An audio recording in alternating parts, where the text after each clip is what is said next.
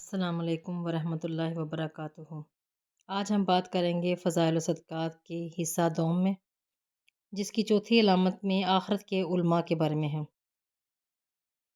چوتھی علامت آخرت کے علماء کی یہ ہے کہ کھانے پینے کی اور لباس کی عمدگیوں اور بہترینیوں کی طرف متوجہ نہ ہوں، بلکہ ان چیزوں میں درمیانی رفتار اختیار کریں اور بزرگوں کے طرز کو اختیار کریں۔ ان چیزوں میں جتنا کمی کی طرف ان کا میلان بڑھے گا، اللہ تعالیٰ شانہ سے اتنا ہی اس کا قرب بڑھتا جائے گا اور علماء آخرت میں اتنا ہی اس کا درجہ بلند ہوتا جائے گا۔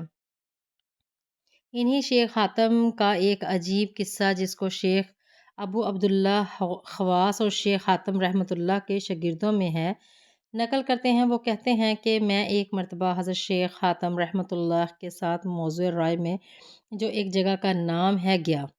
320 آدمی ہمارے ساتھ تھے۔ ہم حج کے ارادے سے جا رہے تھے۔ سب متولقین کی جماعت تھی۔ ان لوگوں کے پاس توشہ سامان وغیرہ کچھ نہ تھا۔ رے میں ایک معمولی خشک مزاج تاجر پر ہمارا گزر ہوا۔ اس نے سارے قافلے کی دعوت کر دی اور ہماری ایک رات کی مہمانی کی۔ دوسرے دن صبح کو وہ میزبان حضرت حاتم رحمۃ اللہ سے کہنے لگا کہ یہاں ایک عالم بیمار ہیں، مجھے ان کی عیادت کو اس وقت جانا ہے، اگر آپ کی رغبت ہو تو آپ بھی چلیے۔ حضرت حاتم رحمۃ اللہ نے فرمایا کہ بیمار کی عیادت تو ثواب ہے اور عالم کی زیارت بھی عبادت ہے، میں ضرور تمہارے ساتھ چلوں گا۔ یہ بیمار عالم اس موضوع کے خاصی شیخ محمد بن مقاتل تھے۔ جب ان کے مکان کے نیچے پہنچے تو حضرت حاتم رحمۃ اللہ سوچ میں پڑ گئے، اللہ اکبر، ایک عالم کا مکان اور ایسا اونچا محل! غرض ہم نے حاضری کی اجازت منگائی اور جب اندر داخل ہوئے تو وہ اندر سے بھی نہایت خوشنما، نہایت وسیع، پاکیزہ، جگہ جگہ پر پردے لٹک رہے تھے۔ حضرت حاتم رحمۃ اللہ ان سب چیزوں کو دیکھ رہے تھے اور سوچ میں پڑے ہوئے تھے۔ اتنے میں ہم قاضی صاحب کے قریب پہنچے تو وہ ایک نہایت نرم بسترے پر آرام کر رہے تھے۔ ایک غلام ان کے سرہانے پنکھا جھل رہے تھے۔ وہ تاجر تو سلام کر کے ان کے پاس بیٹھ گئے اور مزاج پرسی کی۔ حاتم رحمۃ اللہ کھڑے رہے۔ قاضی صاحب نے ان کو بھی بیٹھنے کا اشارہ کیا۔ انہوں نے بیٹھنے سے انکار کر دیا۔ قاضی صاحب نے پوچھا، آپ کو کچھ کہنا ہے؟ انہوں نے فرمایا، ہاں، ایک مسئلہ دریافت کرنا ہے۔ قاضی صاحب نے فرمایا، کہو۔ انہوں نے کہا، آپ بیٹھ جائیے۔ غلاموں نے قاضی صاحب کو سہارا دے کر اٹھایا کہ خود اٹھنا مشکل تھا۔ وہ بیٹھ گئے۔ حضرت حاتم رحمۃ اللہ علیہ السلام، آپ نے علم کس سے حاصل کیا؟ قاضی صاحب، معتبر علماء سے۔ حضرت حاتم رحمۃ اللہ، ان علماء نے کس سے سیکھا تھا؟ قاضی صاحب، حضرات صحابہ اکرام رضی اللہ تعالی عنہ سے۔ حضرت حاتم رحمۃ اللہ، صحابہ اکرام نے کس سے سیکھا تھا؟ قاضی صاحب، حضور پاک صلی اللہ علیہ وآلہ وسلم سے۔ حضرت حاتم رحمۃ اللہ نے فرمایا، حضور اقدس صلی اللہ علیہ وسلم نے کس سے سیکھا تھا؟ قاضی صاحب، حضرت جبرائیل علیہ السلام سے۔ حضرت حاتم رحمۃ اللہ علیہ السلام، حضرت جبرائیل علیہ السلام نے کس سے سیکھا تھا؟ قاضی صاحب، اللہ تعالیٰ شانہ سے۔ حضرت حاتم رحمۃ اللہ نے فرمایا کہ جو علم حضرت جبرائیل علیہ السلام نے حق تعالیٰ شانہ سے لے کر حضور پاک صلی اللہ علیہ وسلم تک پہنچایا اور حضور پاک صلی اللہ علیہ وسلم نے صحابہ رضی اللہ تعالیٰ عنہ کو عطا فرمایا اور صحابہ رضی اللہ تعالیٰ عنہ معتبر علماء کو، اور ان کے ذریعے سے آپ تک پہنچا، اس میں کہیں یہ بھی وارد ہے کہ جس شخص کا جس قدر مکان اونچا اور بڑا ہوگا، اس کا اتنا ہی درجہ اللہ تعالیٰ کے ہاں زیادہ ہوگا؟ قاضی صاحب نے فرمایا کہ نہیں، یہ اس علم میں نہیں آیا۔ حضرت حاتم رحمۃ اللہ نے فرمایا، اگر یہ نہیں آیا تو پھر اس علم میں کیا آیا ہے؟ قاضی صاحب نے فرمایا کہ اس میں یہ آیا ہے کہ جو شخص دنیا سے بے رغبت ہو، آخرت میں رغبت رکھتا ہوا ہو، فقراء کو محبوب رکھتا ہو، اپنی آخرت کے لیے اللہ کے یہاں ذخیرہ بھیجتا رہتا ہو، وہ شخص حق تعالیٰ کے یہاں صاحب مرتبہ ہے۔ حضرت حاتم رحمۃ اللہ نے فرمایا کہ پھر آپ نے کس کا اتباع اور پیروی کی؟ حضور پاک صلی اللہ علیہ وسلم کی، حضور پاک صلی اللہ علیہ وسلم کے صحابہ رضی اللہ تعالیٰ عنہ کی، متقی علماء کی، یا پھر فرعون اور نمرود کی؟ اے برے عالموں، تم جیسوں کو جاہل دنیا دار جو دنیا کے اوپر اوندھے گرنے والے ہیں دیکھ کر یہ کہتے ہیں کہ جب عالموں کا یہ حال ہے تو ہم تو ان سے بھی زیادہ برے لوگ ہیں۔ یہ کہہ کر حضرت حاتم رحمۃ اللہ تو واپس چلے گئے اور قاضی صاحب کے مرض میں اس گفتگو اور نصیحت کی وجہ سے اور بھی زیادہ اضافہ ہو گیا، تو لوگوں میں اس کا چرچا ہوا تو کسی نے حضرت حاتم رحمۃ اللہ سے کہا کہ تنافسی جو قزوین میں رہتے ہیں، قزوین رئی سے 27 فرسخ یعنی کہ 81 میل ہے اور ان سے بھی زیادہ رئیسانہ شان میں رہتے ہیں۔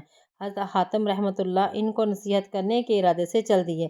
جب ان کے پاس پہنچے تو کہا کہ ایک عجمی آدمی آیا ہے جو عرب کا رہنے والا نہیں ہے،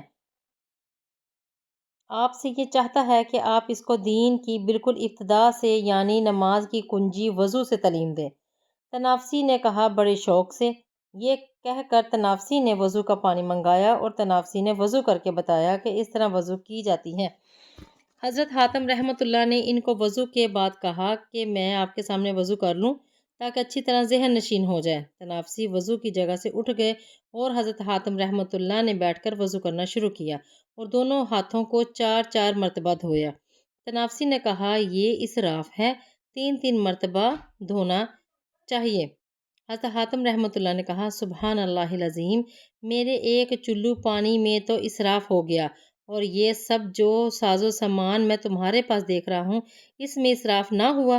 جب تنافسی کو خیال ہوا کہ اس کا مقصد سیکھنا نہیں تھا بلکہ یہ غرض تھی، اس کے بعد جب بغداد پہنچے اور حضرت امام احمد بن حنبل رحمۃ اللہ کو ان کے احوال کا علم ہوا تو وہ ان سے ملنے کے لیے تشریف لائے اور ان سے دریافت فرمایا کہ دنیا سے سلامتی کی کیا تدبیر ہے۔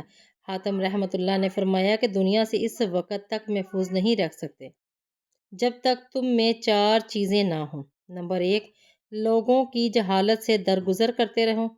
نمبر 2، خود ان کے ساتھ کوئی حرکت جہالت کی نہ کرو۔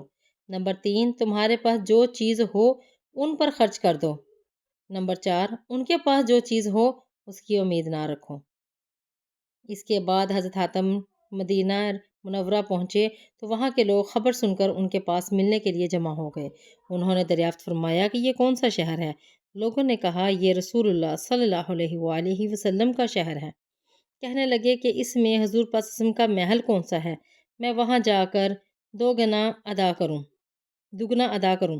لوگوں نے کہا حضور پاک صلی اللہ علیہ وسلم کا تو محل نہیں ہے، بہت مختصر مکان تھا جو بہت نیچا تھا۔ کہنے لگے صحابہ اکرام رضی اللہ تعالیٰ عنہ کے محل کہاں کہاں ہیں، مجھے وہیں دکھا دو۔ لوگوں نے کہا کہ صحابہ رضی اللہ تعالیٰ عنہ کے بھی محل نہیں تھے، ان کے بھی چھوٹے چھوٹے مکانات زمین سے لگے ہوئے تھے۔ حاتم رحمۃ اللہ نے کہا پھر یہ شہر تو فرعون کا شہر ہے۔ لوگوں نے ان کو پکڑ لیا کہ یہ شخص مدینہ منورہ کی توہین کرتا ہے اور حضور پاک صلی اللہ علیہ وسلم کے شہر کو فرعون کا شہر بتاتا ہے، اور پکڑ کر امیر مدینہ کے پاس لے گئے کہ یہ عجمی شخص مدینہ طیبہ کو فرعون کا شہر بتاتا ہے۔ امیر نے ان سے مطالبہ کیا کہ یہ کیا بات ہے؟ انہوں نے کہا کہ آپ جلدی نہ کریں، پوری بات سن لیں۔ میں ایک عجمی آدمی ہوں، میں جب اس شہر میں داخل ہوا تو میں نے پوچھا کہ یہ کس کا شہر ہے؟